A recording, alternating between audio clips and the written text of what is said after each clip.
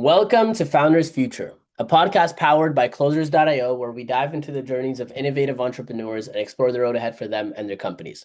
I'm your host, Ammar, and in each episode, we uncover the stories behind impactful ventures, the challenges faced along the way, and the strategies driving their future growth. Today, we are absolutely thrilled to be joined by Pete Kleinjan, the founder of Tiger29, a local SEO firm based in Sioux Falls, South Dakota.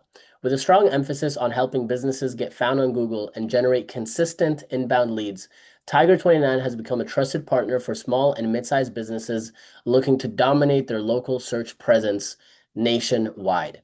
Pete's background in marketing and his analytical approach have helped clients across industries improve their visibility and convert traffic into revenue.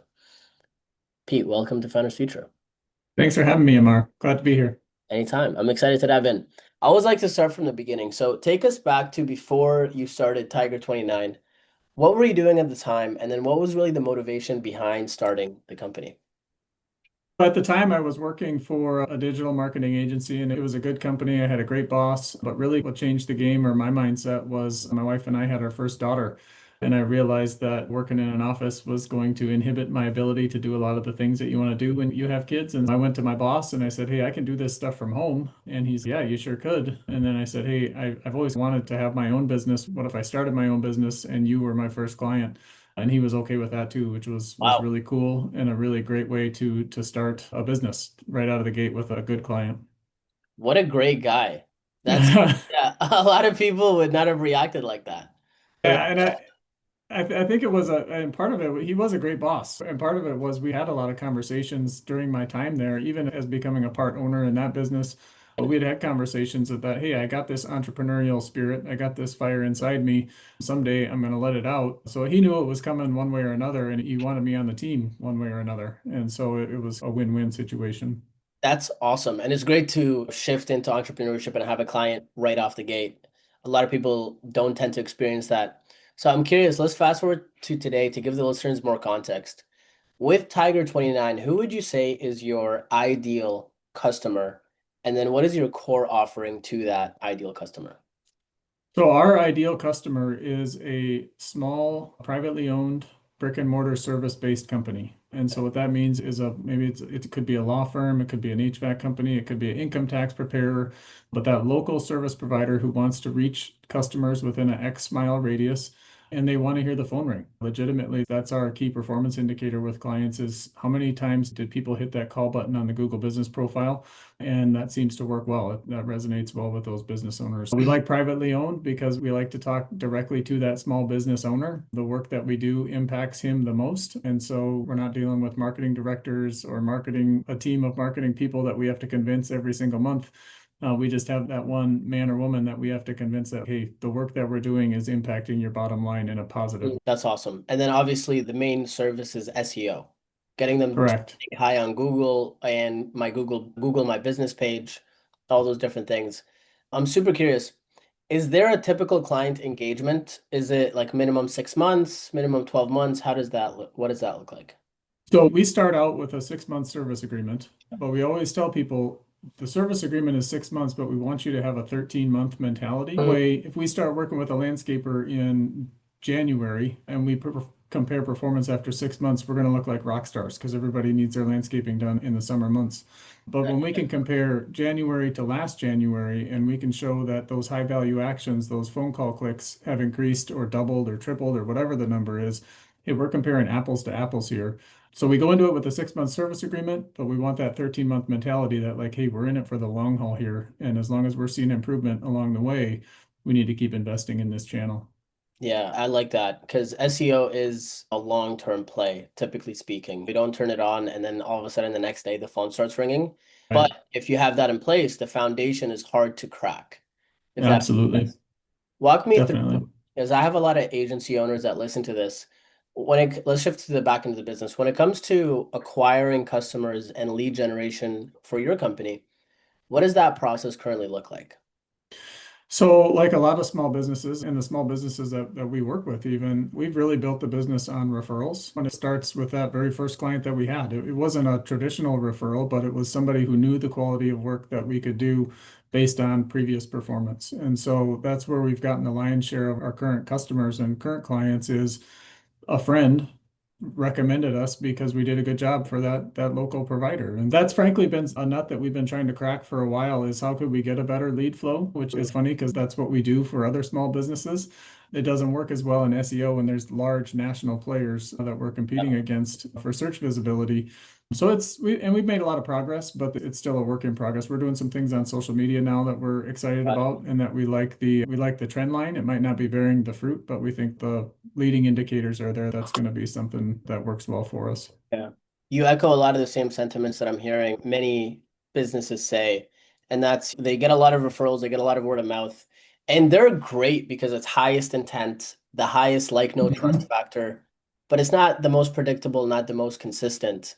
And obviously, when you're looking to grow and scale, it's hard to just rely on referrals. So I guess, are there any specific things that you're planning on doing or you're currently doing to increase more of that lead flow?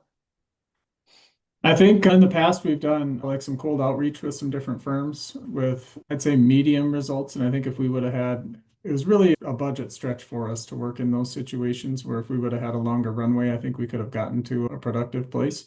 The social media stuff we're excited about, and then the paid social campaigns is something that's on the horizon for us.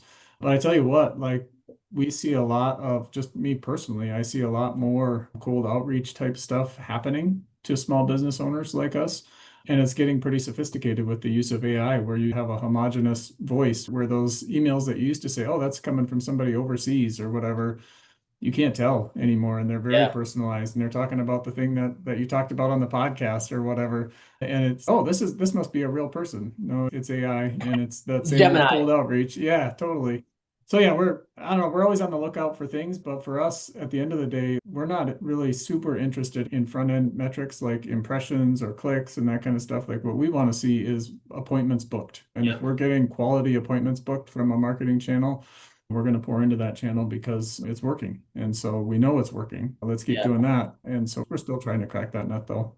Yeah, that's fair. That makes perfect sense. And I love what you said, where impressions are great, but do they actually drive revenue? No. Appointments booked is the thing that drives revenue, and then it becomes less of a marketing conversation and more of a sales conversation.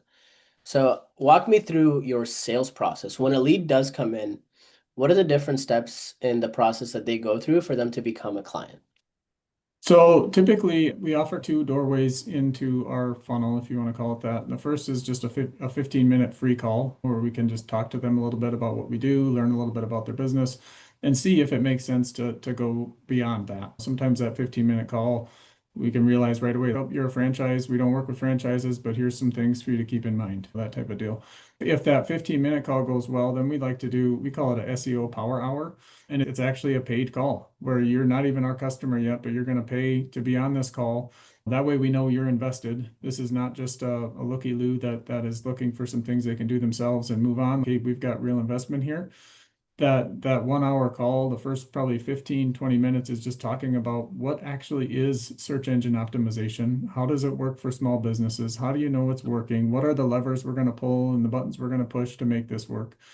And then the next 40 minutes is, all right, Mr. Client, Mrs. Client, you log into your content management system, and we're going to tell you a couple of changes that align with those SEO principles that we talked about. Oh, you see how your homepage title says home. Let's change that to HVAC service your city. And we're actually making real impactful changes on that call. And if at the end of the call, if they say, nope, that's enough, we don't need to do anymore, cool. We made some good changes here that are going to help your performance. But it's really us showing them like, hey, we put our money where our mouth is. We're actually going to make real changes on your website. You're not just going to write us a check every month and wonder what's happening. We actually showed you some of the things. Yeah. And then they also get a feel for it. Man, I don't want to do all these changes myself. I Yeah, want to yeah. pay You're somebody to take care of this for me. 100%. They're busy running a business and there's all of these different headaches that they have to deal with. Why would they add something else to their plate? Yeah. I'm super curious though. Have you ever tried to experiment or maybe thought about not having it be a paid call, maybe vetting them a little bit more on the 15-minute discovery call and then having the 60-minute be focused on more of a traditional discovery, pitch, close kind of thing. Yeah. So I think that and every agency is different. And one of the things that I learned early on is that I don't want to sell and provide service like every other SEO person that you come across. When there's anybody can get on a 60-minute phone call and throw stones and be like, oh, your agency did this wrong and your agency did that wrong, and we're going to be better, and here's why, and all that stuff. Anybody can throw stones. When we actually go in and say, hey, here's how you do it, here's how we're going to do it. I think it's been really impactful and important for our client retention because we're starting out right from the get-go of, hey, Yeah, we started out working on call yeah, one. We were making changes and we're still making changes and improvements to this day. And the other thing, like going way back too, is the closing rate on those calls is just so frustrating to me personally because we shared, whether you charge for it or not, on that 1 hour call, you're going to share some really good stuff that they can use to help. And there's been countless calls where we've been on and given that sort of insight. And then we go back to that site 2 weeks later and those changes are made and we haven't profited as an agency. And yeah, I've thought about it. So far, it works really well. And so we like it because we're generating revenue. We're helping small business owners on a budget that works for them right now and exposing them to the bigger idea of, hey, here's what it looks like when you work with us every single yeah. month. When you say the closing rate is frustrating you, you mean when they pay for the call, they hop on, the closing rate isn't where you want it to be on that call. Correct. Yeah. And so on the paid calls, the closing, I love our closing rate because typically by the end of that call, it's obvious to both parties on that call that, hey, this is a great fit and we should move forward, or it's obvious to one or the other party that like this is not a great fit and I'm not comfortable Got it. moving forward. Got And it. So you're sometimes that's us. yeah. So sometimes you say, hey, we'll pass on this. Yeah, absolutely. And sometimes it's just like a bad vibe where it's, man, I had one just last week where it's like, this checks a lot of boxes, but this client is going to be $1,000 a month client and they're going to want $5,000 a month service. I'm just not ready to move forward with them. Yeah. You ever see that meme where it's like the client that pays $50 and then there's this huge paragraph. This is, I'm betting my life on this. Or I think it's $500. And then the client that pays 50,000, Yeah. Y% thanks. Yeah, Yeah. absolutely. And there's a lot of truth in that. And part of it too is I love small businesses. Like Yeah. and as part of why I started the company way back when is I think small businesses deserve a chance to compete on the internet. It shouldn't just all be Amazon and Walmart and giant franchise. Like these are blue collar mom and pop people who are trying to feed their families and send their kids to college and stuff. And if we can help them, man, what better way to go to sleep at night than know that you're impacting real people and not some giant organization. Yeah. When you think of your vision, the future, where you want to take the company, let's say over the next 12, 24 months, are there any specific revenue targets, performance targets, goals? Walk me through that. I don't know if there's anything formal. The biggest thing I think that is going to be our path forward is, and you hear it all the time in the agency world, is niching down into a Mhm. specific industry. And I don't know if we'll ever do that, but we are really niching into Wix websites and Squarespace websites, which you don't hear a lot from SEO agencies. Typically, they want to work on WordPress sites, Yeah. where that's a big part of what we're trying to do is really dial in on those platforms because those are a lot of small businesses there. As far as like revenue targets, we've just had really nice, steady, consistent growth and manageable growth. And we've seen it in cases where we've just hit a grand slam with SEO and a client becomes overwhelmed with inbound leads and it creates problems for them. And so we're conscious of that too, is like, hey, we want good, solid growth that's manageable, that isn't going to drive us insane because we have awesome staff here. Like the staff is just crazy amazing. And part of what makes them amazing and part of what keeps them here doing that great work is the fact that, okay, we've got a pretty chill atmosphere here. We're not Yeah. like going crazy to try to acquire another client because if we don't get to X number of dollars or whatever, we don't hit our bonuses. Like we're just nice, steady growth is been the story here for the last few years. Yeah. I'm curious. When you think about your vision, when you think about potentially growing it incrementally, slowly but surely, what do you feel like are the biggest challenges you're facing right now? It sounds like lead flow is an aspect of that, but is there anything else that you would add? I think so. Part of it is lead flow. If you have a nice consistent lead flow, like you can figure out your closing rate and then you can scale that way.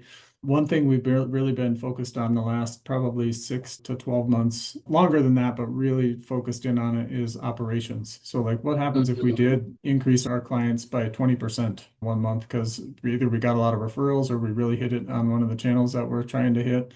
And really, it comes down to like operations. We got to be able to make sure that the onboarding goes smoothly, that we're hitting all of our benchmarks and timelines and stuff like that. And then also have things in place so that if we got to bring a new person in, we can hit the ground running with them pretty quickly with those Yeah. SOPs or like recipes or whatever you want to call them. So that, because I tell the team this too, that hey, when we get busy, if we have to hire, you got to realize that like it's actually going to get worse before it gets better because not only like the work doesn't go away and now you have to train somebody on top of all your regular work. And so Yeah. it gets worse before it gets better. So those are pieces of the puzzle too that we're mindful of is what is the right time to hire, which lead flow is the big piece there is you can predict the future if you can predict your lead flow. 1000%. I firm believer. I'm super curious. If you were talking to new agency owners, let's say somebody approaches you and they're like, "Hey, Pete, I'm thinking about starting an agency." Based off of your experience so far, what advice do you think you'd give them, given the fact that they'll be starting in 2025 and there's all this buzz around AI and all this stuff? I'm curious what that advice would be. I would say the number one thing, and this is a problem that I see with a lot of agencies, even that are mature, is do what you say you're going to do. And and show up. And if you're on that sales call and you promise that client the world, like you better do everything you can to deliver it for Yeah, them. Or of course, like I always laugh at agencies that are like, oh, we have a bad retention rate. And it's, well, you would fire yourself if you were your own client, but it takes 3 days to get an email back, or you're always leaving voicemails. yeah. Why, if you wouldn't hire your own agency, why would someone else?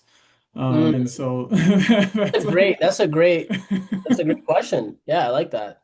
because we all have, and I think a lot of business owners and agency owners, we have high standards for our vendors. If we, let's say we have a link vendor or something like that, and they come back with garbage links, we're going to go back to them and raise Cain and fire them if it doesn't get fixed. And why would we be any different with our clients? And so do what you say you're going to do, at least then, and hey, we got a call, we're going to be on time, like that kind of stuff. At least they know that you are a person with integrity and standards. And hey, maybe the marketing thing didn't go as well as we thought it would. That's okay. It's not because you're a bad person, it just didn't go well. Where if they start thinking you're a bad person on top of things not going well, things get messy real quick, Yeah, real like not fun, fast. 100%. Yeah, I think that's a great point. If that is funny, if you wouldn't hire yourself, why would anybody do it? And I think there needs to be an increased level of professionalism in the agency space and higher level of standard when it comes to the work that people are. I'm a big believer in under promising, over delivering. Absolutely. You see a lot of people do the opposite, which is not good. Yeah. And you made And me, I think those human relationships and connections are going to be even more important yeah, with the advent of AI because it's going to get easier to be lazy. yep, And you're going to just, oh, the AI is going to send the email for me. And it probably will, but what if it doesn't? Or what if it yeah, sends it too soon? Or what if that meeting was canceled and then it sends out the email like, hey, great meeting. I'm really looking forward to, love that we talked about this and this. yeah. So I think those human relationships are going to be even more important. That authenticity is going to be even I more agree. important. I think people are going to crave it more. Yeah. And Yep. you made me hungry when you said Raising Cane. You made me think of Raising Canes, and I'm like, nice coleslaw would be great right now. Yeah. But that's super random. If people are listening to this and they're interested in your services, what is the best way for them to reach out? So I'm on social media, Pete Kleinjan. You can check that out. My company is Tiger29. Check that out too. On the social channels, like you'll find a link for the SEO Power Hour. That's a great way to get started. And it's a real working phone call where we're going to do some things or the reach out, email, whatever. Any way is just fine with me. Awesome. Pete, thank you so much for your time today. Thank you, Ammar. I appreciate it. Anytime.